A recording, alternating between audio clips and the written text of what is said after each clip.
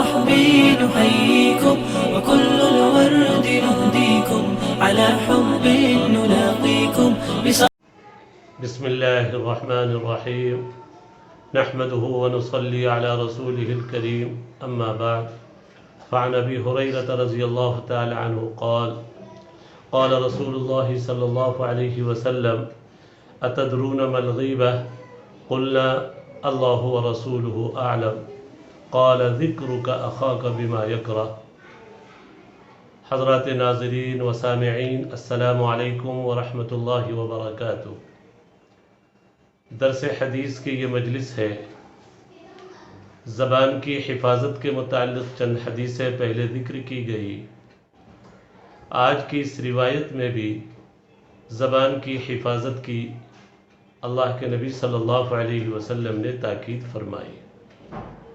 اللہ کے نبی صلی اللہ علیہ وسلم نے ایک مرتبہ حضرات صحابہ کرام سے سوال کیا، کیا تم جانتے ہو غیبت کیا ہے؟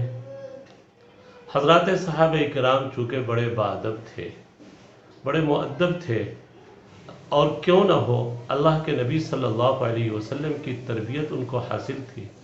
اللہ کے نبی صلی اللہ علیہ وسلم سے بہتر معلم نہیں مل سکتے. اللہ کے نبی صلی اللہ علیہ وسلم سے بہتر ادب سکھانے والے نہیں ہو سکتے.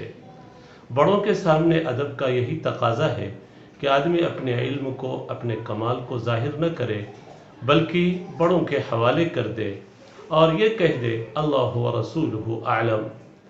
اللہ کے نبی صلی اللہ علیہ وسلم نے اس کے بعد غیبت کا تعارف فرمایا، غیبت کا تذکرہ فرمایا کہ غیبت یہ ہے کہ تم اپنے بھائی کی ایسی باتوں کو ذکر کرو جو اس کو ناگوار ہو اور وہ باتیں اس کے اندر موجود ہوں. آگے کی روایت میں اللہ کے نبی صلی اللہ علیہ وسلم نے یہ بھی ارشاد فرمایا، جو عیب تم ذکر کر رہے ہو، جو بری بات اس کی ذکر کر رہے ہو، وہ بری بات اس کے اندر موجود ہے، اور اگر موجود نہیں ہے اس کے بعد اس کی برائی کا اگر تذکرہ ہو تو پھر یہ غیبت نہیں بلکہ اس سے بڑھ کر ہے اور اس سے بدتر ہے، اور وہ بہتان ہے. اللہ تبارک و تعالی ہم سب کی غیبت اور بہتان سے حفاظت فرمائے. بڑا سخت گناہ ہے. اللہ تبارک و تعالی نے سورہ حجرات میں منع فرمایا. سورہ حجرات قرآن کریم کی ایک مشہور ترین صورت ہے جس میں اللہ تعالی نے معاشرتی احکام کو ذکر کیا ہے کہ ایک ایمان والا کیسی زندگی گزارے. اور یہ حقیقت ہے اگر ہم سورہ حجرات والے سارے معاشرتی احکام کو اپنی زندگی میں داخل کر لیں تو ہم کامل اور سچے مومن ہو جائیں. اس میں اللہ تبارک و تعالیٰ نے ایک جگہ ذکر کیا، لا یغتب بعضکم بعضا، کوئی کسی کی غیبت نہ کیا کرے. کیا تم میں سے کوئی اس بات کو پسند کرتا ہے کہ اپنے مردار بھائی کا گوشت کھائے؟ ایحب احدکم ان یأکل لحم اخیہ میتا فکریہتموہ. مردار بھائی کے گوشت کھانے سے اللہ تعالیٰ نے غیبت کرنے کو تشبیہ دی. اور یہ بھی چونکہ یہ حقیقت ہے کہ غیبت کرنے والا عموماً بزدل ہوتا ہے، سامنے کچھ بول نہیں پاتا، پیچھے بول بول کر اپنے دل کو ٹھنڈا کرتا ہے. اس لیے اللہ تبارک و تعالیٰ نے ایسی مثال بیان کی کہ غیبت کرنے والا گویا زندہ کے ساتھ نہیں بلکہ مردے کے ساتھ بدسلوکی کر رہا ہے. اور اس سے بڑھ کر اللہ کے نبی صلی اللہ علیہ وسلم نے تو ایک حدیث پاک میں غیبت کو زنا سے بدتر کہا ہے. چنانچہ حضرت ابو ذر غفاری رضی اللہ تعالی عنہ کو ایک مرتبہ وصیت کی، ایاک والغیبہ، اپنے آپ کو تم غیبت سے بچاؤ، فإن الغیبۃ اشد من الزنا، اس لیے کہ غیبت زنا سے بدتر ہے. اور خود اللہ کے نبی صلی اللہ علیہ وسلم نے وجہ بیان فرمائی، زنا سے اس لیے بدتر ہے کہ زانی زنا کرتا ہے، توبہ کر لے گا، اللہ اس کو معاف فرما دیں گے، چونکہ زنا اللہ کا حق ہے، حق اللہ ہے. لیکن غیبت میں بندے کا حق شامل ہو جاتا ہے. جب تک وہ شخص معاف نہ کرے جس کی غیبت کی گئی، اللہ تبارک و تعالی غیبت کے گناہ کو معاف نہیں فرمائیں گے. غیبت حق العبد بھی ہے، بندے کا حق بھی اس میں شامل ہو گیا. اس لیے غیبت زنا سے بدتر ہے، اور غیبت کی وجہ سے غیبت کرنے والے کی نیکیاں سامنے والے کو دے دی جاتی ہے جس کی غیبت کی گئی. اسی لیے ہمارے بعض اکابر، بعض علماء سے یہ بات منقول ہے، وہ فرمایا کرتے تھے میں کسی کی غیبت نہیں کرتا، اگر کروں گا تو اپنی ماں کی کروں گا تاکہ میری نیکیاں میری ماں کو ملے، میری نیکیاں دوسروں کو نہ ملے۔ اس لیے ہم اپنی مجلسوں کو غیبت سے پاک کریں، خصوصاً ہمارے علماء، طلباء، دعوت و تبلیغ کے حضرات جو دین کے داعی کہلا رہے ہیں، دین کے قائد ہیں، رہبر ہیں، پیشوا ہیں، ہم سب، اللہ تبارک و تعالی ہم سب کی مجلسوں کو غیبت سے پاک کر دے۔ غیبت کا کرنا جس طریقے سے گناہ ہے، غیبت کا سننا بھی گناہ ہے۔ اگر غیبت ہو رہی ہو تو چاہیے کہ غیبت کرنے سے روک دیا جائے، اگر اس کی طاقت نہیں ہے تو ہم ایسی مجلس سے اٹھ جائیں۔ ہاں، علماء کرام نے، فقہاء کرام نے بعض صورتوں میں غیبت کی اجازت دی ہے، جس کی تفصیل بعض احادیث کی کتابوں میں موجود ہے، بلکہ بعض احادیث سے اشارہ ملتا ہے، جس کے لیے فقہاء کرام نے ایک ضابطہ ہی ذکر کر دیا۔ جس غیبت کے پیچھے کوئی شرعی اور صحیح غرض موجود ہو، ایسے موقع پر غیبت کرنے کی اجازت ہے۔ جس غیبت کے پیچھے آدمی کسی کی تذلیل نہیں کرنا چاہتا، کسی کو ذلیل اور حقیر نہیں بتلانا چاہتا ہے، بلکہ اس کے پیچھے اس کی ایک اچھی نیت ہے، اصلاح چاہ رہا ہے، کوئی اس کی غرض اچھی غرض ہے اور شرعی غرض ہے، تو ایسے موقع پر غیبت کرنے کی اجازت ہوگی، جس کا خلاصہ 6 شکلوں میں علماء کرام نے ذکر کیا۔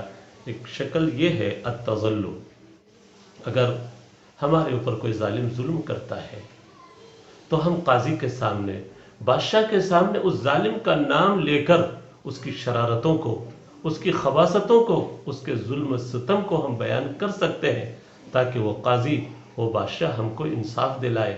ایسے موقع پر ظالم کی شرارتوں کو، ظالم کی خرابیوں کو اور خباثتوں کو ذکر کرنا، اس کے ظلم و ستم کو ذکر کرنا غیبت نہیں ہے۔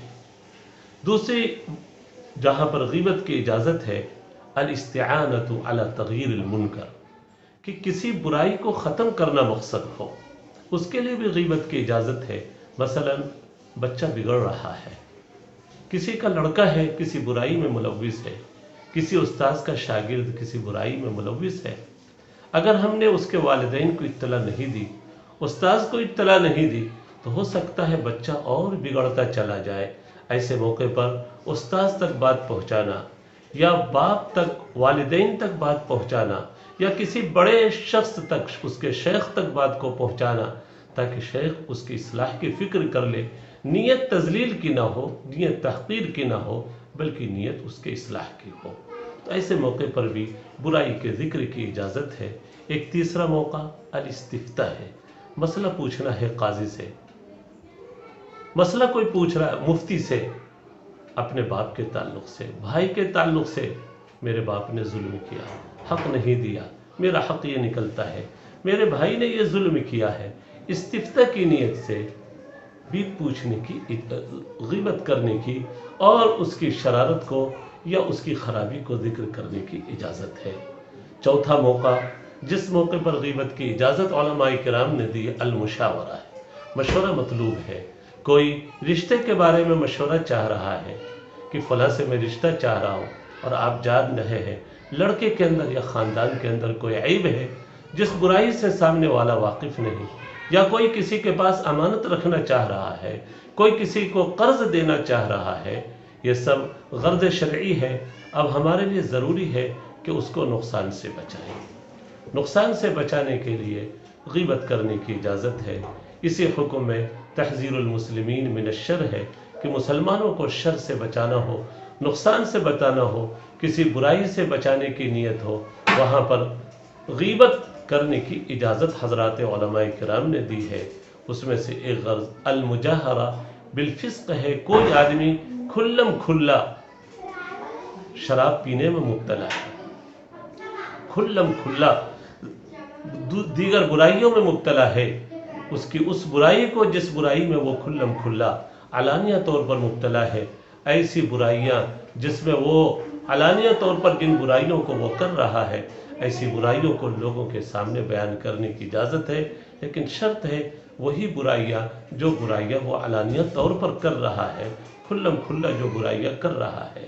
اور انہی اغراض میں سے ایک غرض یہ ہے کہ آدمی جیسا کہ اوپر ذکر کیا گیا تحذیر المسلمین ہے، الاستعانہ علی تغیر المنکر ہے، اسی طریقے سے اخیر میں ایک اور غرض علماء کرام نے ذکر کی ہے، کسی اور موقع پر اس کا تذکرہ ہوگا۔ اللہ تبارک و تعالی ہم سب کی غیبت سے حفاظت فرمائے اور زبان کی حفاظت اللہ تبارک و تعالی فرمائے۔ اللہ تبارک و تعالی سے ہم ہمیشہ توفیق مانگنے والا محروم نہیں رہتا۔ سامعین، اب ہم آپ سے رخصت ہو رہے ہیں۔ السلام علیکم ورحمۃ اللہ وبرکاتہ۔ على الرحب نحييكم وكل الورد نهديكم على حب نلاقيكم